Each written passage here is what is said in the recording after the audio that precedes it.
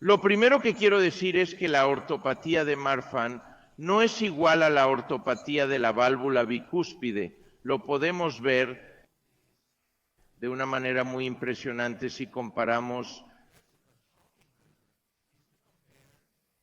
este estudio de la historia natural y causas de muerte en el síndrome de Marfan, publicado por McCusick del Johns Hopkins en el año 1972. Este fue un verdadero estudio de historia natural porque no hubo intervención para los pacientes y mostró que había una pobre supervivencia con una edad media de muerte de 32 años y la mayoría de esas muertes, el 80%, debido a complicaciones de la aorta, cuando se compara con el primer estudio contemporáneo de pacientes con válvula aórtica bicúspide, con un promedio de edad también de 32 años,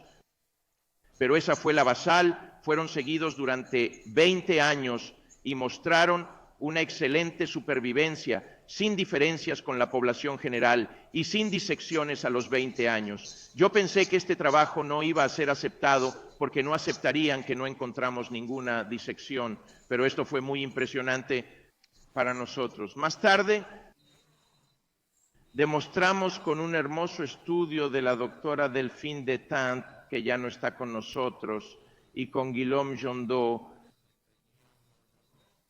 mostramos las diferencias en las tasas de dilatación de la aorta ascendente de los pacientes con bicúspide frente a la raíz de los Marfans y vimos que el 43% de los pacientes con bicúspide no presentaron progresión con el tiempo frente a solo el 20% de los Marfans. Y por lo tanto, parece que aunque Marfans y bicúspides comparten anormalidades histológicas comunes de su aortopatía, la expresión clínica de la ortopatía de bicúspides y Marfan no es la misma.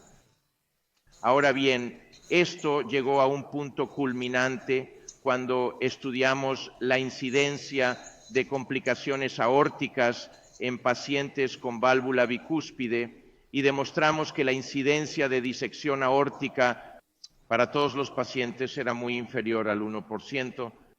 Sin embargo, el desarrollo de aneurisma más de 45 milímetros fue significativo alrededor del 25% en 25 años.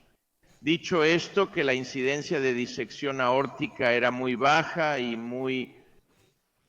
por debajo del 1%. Era 8 veces superior a la de la población general. Y los pacientes que tenían aortas de más de 45 milímetros tenían un mayor riesgo de disección que se acercaba al 0,5% más o menos. Ahora, es importante saber que este estudio del SHAM ha sido reproducido por varios grupos independientes, mostrando que la incidencia acumulada de disección aórtica, como se puede ver en este estudio del GENTAC, en la válvula bicúspide es muy cercana a la población general y la de Marfan es, por supuesto, mucho mayor. Por lo tanto, las nuevas guías del 2022, las guías de la ACC-AJA, recomiendan para los aneurismas esporádicos, es decir, para todos y pacientes bicúspides con aneurismas, que la indicación clase 1 para la intervención es de 55 milímetros de medida absoluta o 50 milímetros por cirujanos experimentados en un equipo aórtico multidisciplinar. Así que hay una zona entre 50 y 54 milímetros donde existe incertidumbre en la indicación de cirugía en la válvula aórtica bicúspide. A pesar de que los sospechosos habituales, como se puede ver ahí, publicaron sus ideas iniciales sobre cómo manejar este asunto hace un tiempo, señalando que en pacientes con 50 a 54 milímetros había que prestar atención a los antecedentes familiares de disección, la dilatación de más o igual a 3 milímetros por año, la hipertensión no controlada, el fenotipo raíz y los antecedentes personales de coartación como factores de riesgo a tener en cuenta para decidir si operar o no a un paciente. Y por supuesto, cualquier persona con 55 o más es una indicación clase 1 para la cirugía. Por tanto, de 50 a 54 milímetros sigue siendo en cierto modo territorio desconocido y por eso decidimos entre Arturo y yo estudiar los resultados clínicos de los pacientes con válvula aórtica bicúspide y aorta ascendente mayor o igual a 50 milímetros que estaban seguidos. Y por supuesto se pueden ver los autores y este trabajo publicado en JACC Advances puede verse los sospechosos habituales allí. Y es muy interesante porque empezamos en el año 2015, pero luego, ya sabéis, algún tiempo de retraso y luego vino la pandemia. Es un estudio multicéntrico donde hay un centro de Argentina, un centro de Italia, varios centros de España, incluyendo Vallejebrón y la Clínica Mayo. Inicialmente se incluyeron 350 pacientes más o menos. Sin embargo, para aumentar el número de pacientes y asegurarnos de que reflejaba la experiencia del mundo real, incluimos todo el sistema Mayo Health, que incluye muchos hospitales, algunos de los cuales no son centros de excelencia, son hospitales normales. Y por lo tanto obtuvimos una cantidad importante de pacientes que tenían, como se puede ver, las mediciones de la aorta por ecocardiografía, que ha sido una de las críticas, ya que no se hizo por CT y MRI, se hizo por eco. Y como era de esperar, casi el 80% de los pacientes, el 78% tenían el fenotipo de aorta ascendente y solo el 22% tenían el fenotipo raíz. Por supuesto, incluimos pacientes con aorta nativa, válvula aórtica nativa, sin antecedentes de disección aórtica ni síndromes genéticos, y además excluimos a los pacientes que no tenían el seguimiento adecuado y un par que se perdieron durante el seguimiento. Y terminamos con 875 pacientes para el análisis, que dividimos en dos, un grupo de más de 55 milímetros y el grupo de interés, que es de 50 a 54 milímetros, que eran 721 pacientes, de los cuales el 31% fue a cirugía precoz en menos de 3 meses y 496 continuaron bajo vigilancia, que era nuestro grupo de mayor interés. Y de esos pacientes entre 50 y 54, 225 se sometieron a cirugía temprana y luego 496 permanecieron bajo vigilancia. De los demás de 55 milímetros, 103 se sometieron a cirugía temprana y 51 permanecieron bajo control. El seguimiento de estos pacientes duró 7 años y medio hasta 12 años y los criterios de valoración fueron disección aórtica, cirugía aórtica, mortalidad quirúrgica y muerte por cualquier causa. Es muy importante reconocer que en este estudio se registraron tasas de cirugía elevadas. De los 496 pacientes entre 50 a 54 bajo vigilancia, el 54% se sometió a cirugía a los 2 años, de 0,8 a 4 años y el resto, el 46%, no lo hizo. De los diámetros superiores a 55, y esto es muy importante, un total del 93% acabaron sometiéndose a cirugía precoz o a cirugía en el seguimiento. También es importante señalar, lo cual es muy interesante, que de los pacientes de 50 a 54 milímetros, las causas más frecuentes de cirugía precoz a menos de 3 meses fueron el aneurisma por sí solo y la decisión tomada por el médico y el paciente, y una combinación de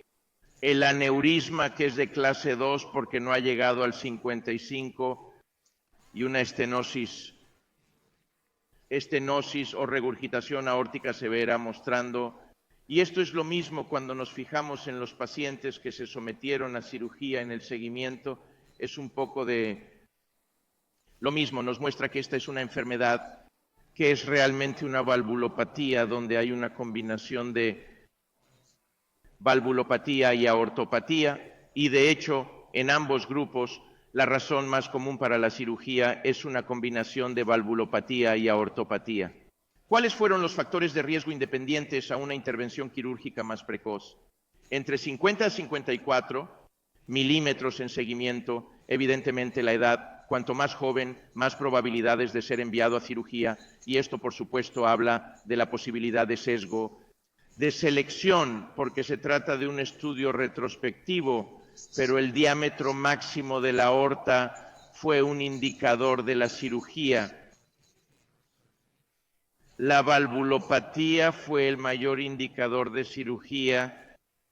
y el crecimiento de más de 3 milímetros por año fue también un indicador significativo de cirugía. Veamos los determinantes clínicos independientes asociados con la muerte. Y tenemos dos grupos aquí, el diámetro de 50 a 54 en seguimiento y todos bajo seguimiento. Y como pueden ver, los determinantes de la muerte en ambos grupos, la cirugía de aorta y no fumar son protectores de muerte para ambos grupos. Y muy importante señalar que la estenosis aórtica moderada es un predictor de muerte para ambos grupos, pero el tamaño de la aorta no predice la muerte entre los 50 y los 54 milímetros, mientras que sí lo hace por encima de los 55. El hallazgo más interesante es cuando analizamos las tasas de disección aórtica frente a la mortalidad quirúrgica, porque aquí es donde la cuestión es más importante, en los pacientes de 50 a 54 milímetros seguidos, y encontramos 5 disecciones confirmadas y 4 posibles disecciones, que es 1,8% de las disecciones durante 3,8 años de seguimiento, y de los 266 que fueron operados. Bajo seguimiento hubo 5 muertes dentro de los 30 días, que es la mortalidad quirúrgica de 1,9, así que pueden ver que la tasa de disección aórtica y la mortalidad quirúrgica es la misma, mientras que para los pacientes de más de 55 milímetros, la disección fue del 6% frente al 2% de mortalidad quirúrgica. Como pueden ver aquí, la disección aórtica en el grupo de 50 a 54 fue del 4% por año, 0,4% al año, que aumenta con el tamaño de la aorta, y todas causan la muerte por igual. Por lo tanto, concluimos que en pacientes con aortas de 50 a 55 milímetros bajo control, la incidencia de disección aórtica es baja, y las tasas de disección aórtica y mortalidad quirúrgica son similares. Hay una equivalencia clínica entre las estrategias quirúrgicas y de vigilancia.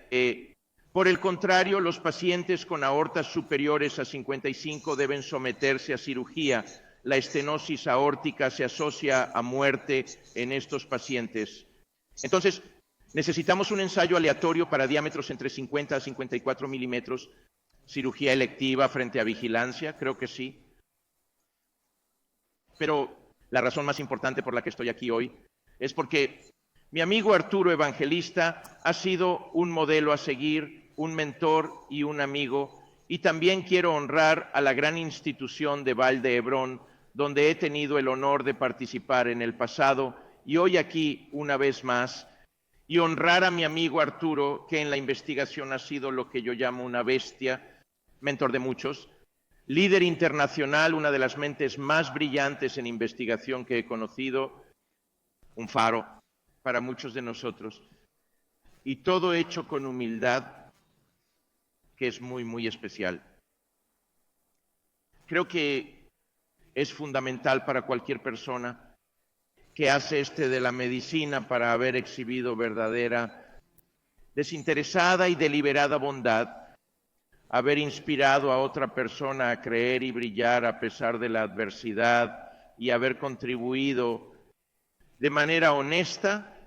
a la comprensión del sufrimiento humano a través de la investigación y la enseñanza. Y ese ha sido mi amigo Arturo, quien siempre habla en secuencia. Cuando hablamos, siempre hablamos en secuencia, y yo siempre hablo primero por alguna razón. Por lo tanto, damas y caballeros, es un gran honor, mi gran honor, haber podido sentarme junto a él, trabajar con él, reír con él y, lo creas o no, incluso llorar con él. Por eso, Barcelona, que es una tierra que amo, este es mi hijo, es siempre para mí la tierra de Gaudí, la tierra de Serrat y la tierra de Evangelista. Y Arturo, quiero agradecerte muchísimo tus aportaciones, pero muy, muy especialmente quiero agradecerte por ti,